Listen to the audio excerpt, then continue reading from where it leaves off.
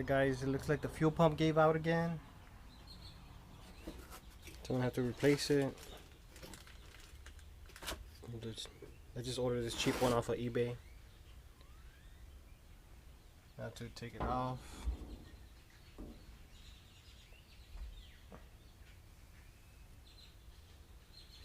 I am getting power.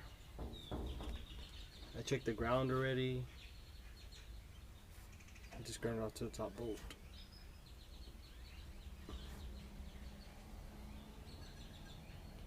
I'm gonna take it out and see what happened.